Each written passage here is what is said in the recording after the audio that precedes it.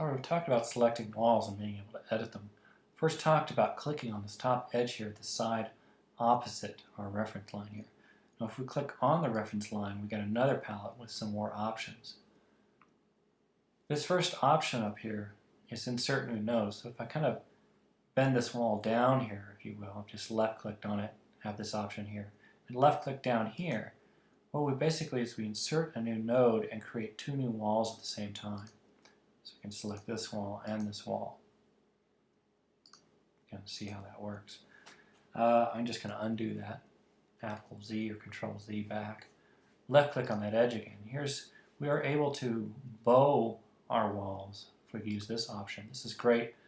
Suppose we had to match a curved slab or something.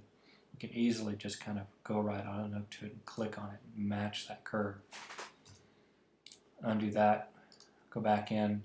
This is the same thing, this option here, but we're controlling our curve by using a point tangent to a circle here.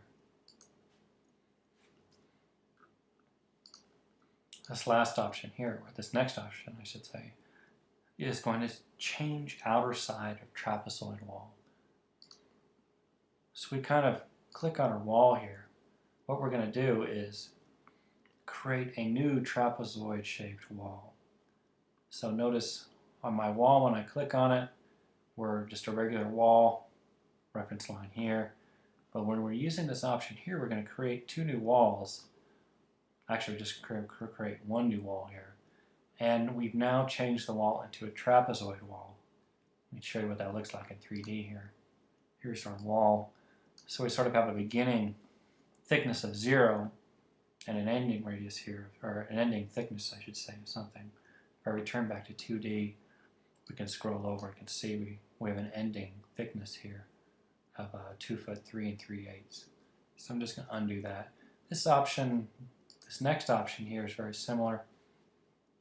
But it's going to insert a new point. So if I kind of go up here opposite of our reference line and click, we've basically created two new trapezoid shaped walls. This is not something I've really ever used, but it's just handy to know it's there. Now, we've sort of gone through all these options here, gone through these options here. Now if I select the wall and left click on this node here, we've same options. We've got one last option here, which is stretch. And stretch is particular to if we select a node.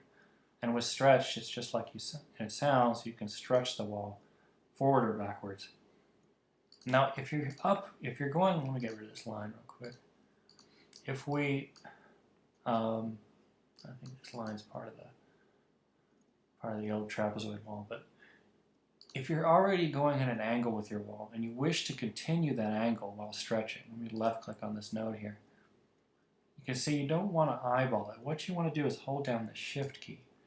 And that shift key will ensure that your wall keeps going at the same angle that it's already at. So that's just some tips on how to edit walls.